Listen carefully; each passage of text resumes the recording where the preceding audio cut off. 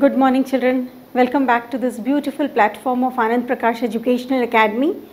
I am Chanda Bansal, Director of Anand Prakash Educational Academy, and for the last 13 years we have been giving coaching for JEE as well as NEET. And for the last 30 years I have been into this coaching profession. Proudly I can say that our children are well placed in big hospitals, big industries, and they are very, very successful in their lives.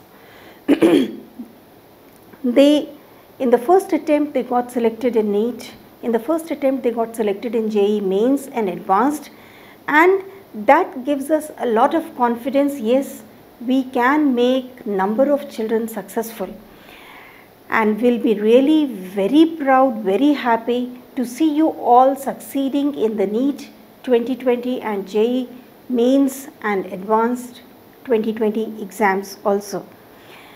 The only thing that you need to concentrate is, as far as chemistry is concerned, chemistry में 3 portions होते हैं, inorganic, organic and physical. Inorganic के लिए आपको 100% NCERT ही करना है और कुछ भी नहीं. With that you can answer every question. Organic के लिए NCERT तो line by line करना ही है, but some additional concepts you need to take.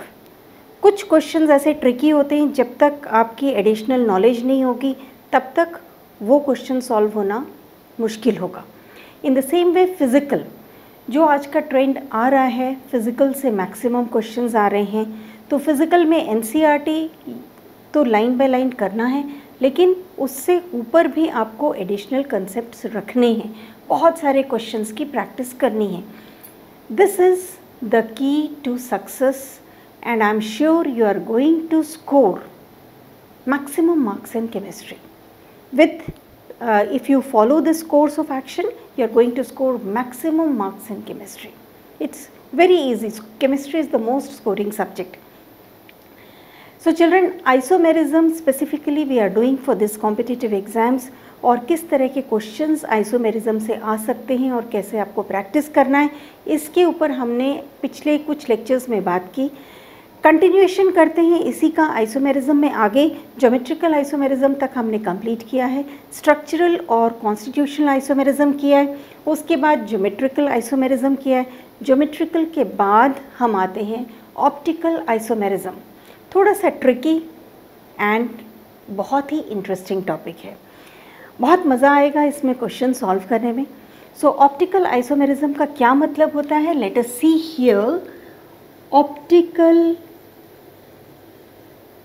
Isomerism, जैसा कि नाम है ऑप्टिकल, मतलब ये कंसर्न है लाइट से. सो ऑप्टिकल आइसोमेरिज्म का फिनोमिना क्या होता है? Just you need to remember one thing. जो substances प्लेन पोलराइज्ड लाइट को रोटेट कर सकते हैं उन substances को बोलते हैं ऑप्टिकली एक्टिव, और इस फिनोमिना को बोलते हैं ऑप्टिकल आइसोमेरिज्म. सो ये देखते हैं कि किस तरह से वो substances ऑप्टिकली एक्टिव होते हैं और कैसे हम उनको पहचान सकते हैं.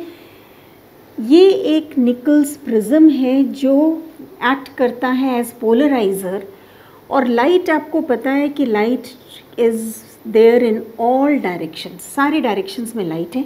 सबसे पहले हमको लेना है प्लेन पोलराइज्ड लाइट, मतलब लाइट जो सिर्फ एक ही डायरेक्शन में हमें मिल सके. That light is called as plane polarised light. जब इस लाइट को हम पोलराइज़र से पास करेंगे तो एक ही डायरेक्शन में लाइट मिलती है. This light is plane polarised light. अब इस प्लेन पोलराइज्ड लाइट को जब आप सॉल्यूशन के थ्रू पास करोगे, जिस सॉल्यूशन का आपको ऑप्टिकल एक्टिविटी टेस्ट करनी है, उस सॉल्यूशन से अगर ये लाइट पास करते हैं और यहाँ पे होता है एनालाइज़र, वो भी एक निकल्स प्रिज्म है. यहाँ इस एनालाइज़र से हम देख सकते हैं कि लाइट का रोटेशन है या नहीं है, अगर है तो वो किस डायरेक्शन में है. यहाँ पे इस सॉल्यूशन में मैंने लाइट को सेम डायरेक्शन में बनाया है.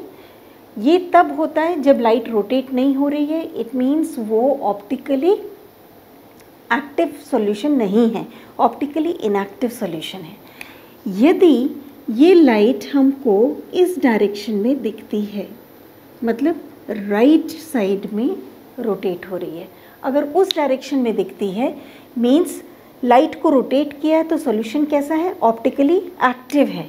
या लाइट को इस डायरेक्शन में भी रोटेट कर सकते हैं सब्सटेंसेस, तो वो भी ऑप्टिकली एक्टिव हो गए।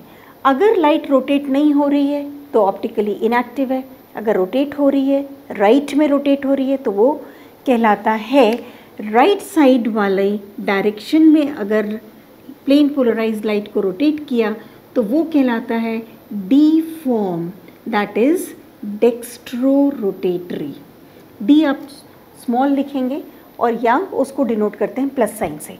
अगर ये लेफ्ट में रोटेट हो रही है तो वो कहलाती है एल फॉर्म नेगेटिव या लीवो फॉर्म, ठीक है, लीवो रोटेटरी। और ये जो कंपोनेंट्स हैं D form and L form, ये कंपोनेंट्स कैसे हैं, ऑप्टिकली एक्टिव सब्सटेंसेस हैं। इसलिए ये जो सॉल्यूशन है जिसने रोटेट किया है लाइट को राइट में या लेफ्ट में, that is optically active substance. जो राइट में रोटेट होते हैं उनको डेक्स्ट्रो रोटेटरी, जो लेफ्ट में उनको लीवो रोटेटरी। और ये जो D form and L form है ये आप याद रखोगे, इनको बोला जाता है इनैंशियोमर्स, इनको बोला जाता है इनैंशियोमर्स। तो ऑप्टिकली एक्टिव सब्सटेंसेस में इनैंशियोमर्स प्ले अ मेजर रोल। मतलब हम जो भी पढ़ेंगे वो इनैंशियोमर्स के बारे में पढ़ेंगे, क्योंकि D form and L form की एग्जिस्टेंस के बारे में हमें जानना होता है।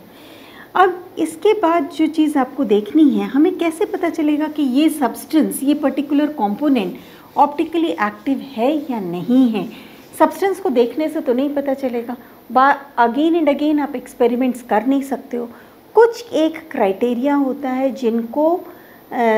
जिनके पता करने से आप ये जान सकते हैं कि वो ऑप्टिकली एक्टिव होगा या नहीं होगा।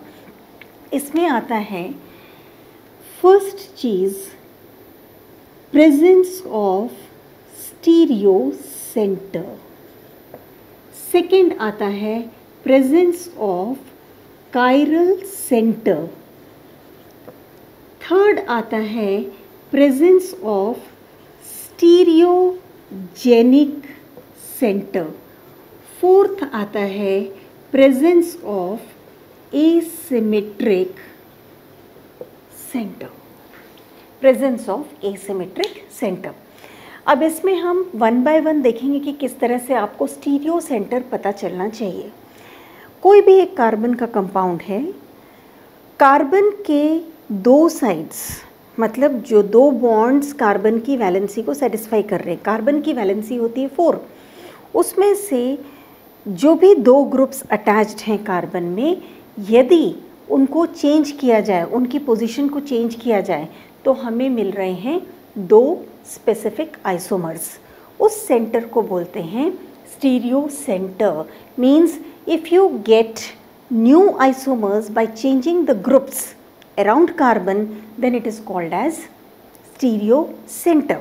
हम स्टीरियो सेंटर के बारे में अभी देखेंगे थ्रू एग्जाम्पल। मीन्स ये वाला कोई ग्रुप है, जैसे यहाँ पे है CH3, यहाँ पे है OH, यहाँ पे है COOH और यहाँ पे है H। अब इन दो ग्रुप्स की अगर हम पोजीशन चेंज कर दें तो वो हमें नया आइसोमर दे रहा है। It is able to form a new isomer. मतलब क्या होगा, कार्बन के पास कौन सा सेंटर है, स्टीरियो सेंटर है। बस इतनी सी चीज़ आपको यहाँ पे देखनी है।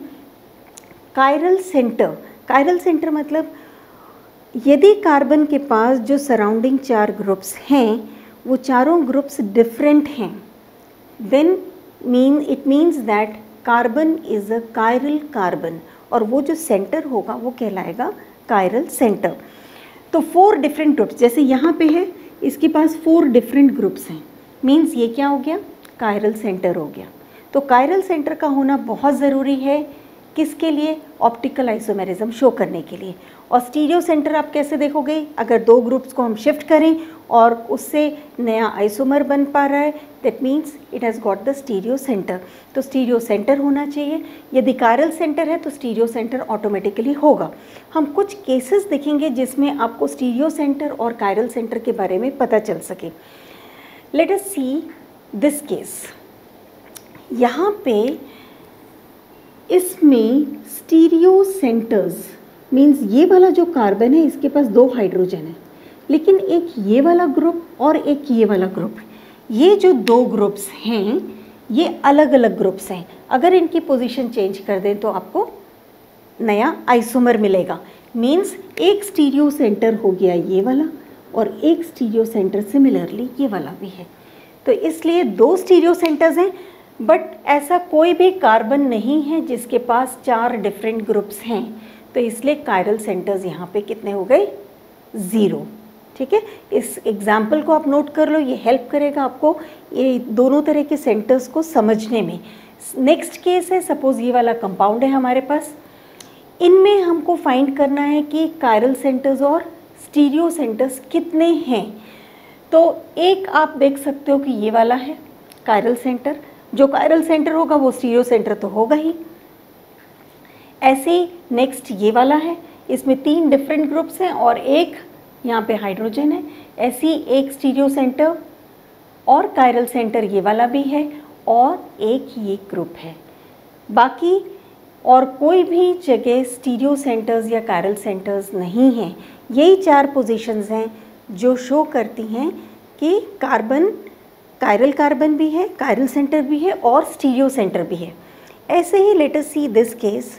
इस कंपाउंड में क्या हो रहा है? यहाँ पे एक ही कायरल सेंटर है, मीन्स वही स्टीरियो सेंटर भी होगा, क्योंकि इस कार्बन के पास 3 अलग ग्रुप्स हैं और एक हाइड्रोजन है। बाकी और कोई भी कंडीशन ऐसी नहीं है, मीन्स इसके पास कायरल सेंटर भी एक है और स्टीरियो सेंटर भी एक ही है। Let us come to this. ये वाला एग्जाम्पल आप देखोगे, यहाँ पे सब जगह हाइड्रोजन है, CH2 है। अब यहाँ पे हाइड्रोजन या तो प्लेन से बाहर हो सकता है या प्लेन के अंदर हो सकता है। मीन्स हमको 2 स्टीरियो सेंटर्स मिल रहे हैं, in the plane and out of the plane. तो इसमें स्टीरियो सेंटर्स कितने होंगे? 2। लेकिन कायरल सेंटर्स इसमें 0 हैं। कायरल हमको नहीं मिल रहे हैं यहाँ पे कोई भी कार्बन जिसके पास 4 ग्रुप्स हों, तो इसलिए इसमें कायरल सेंटर 0 है। नेक्स्ट केस, यहाँ पे आप देखोगे ये वाला कार्बन अकेले है जो कायरल कार्बन है, तो दैट मीन्स इसके पास एक H है, यहाँ पे एक ग्रुप है, यहाँ पे डिफरेंट ग्रुप है, यहाँ पे डिफरेंट ग्रुप है, मतलब कायरल सेंटर 1 है। लेकिन स्टीरियो सेंटर्स इसमें 2 होंगे, क्योंकि एक स्टीरियो सेंटर ये वाला हो गया और एक जैसी कंडीशन हमने यहाँ पे देखी थी।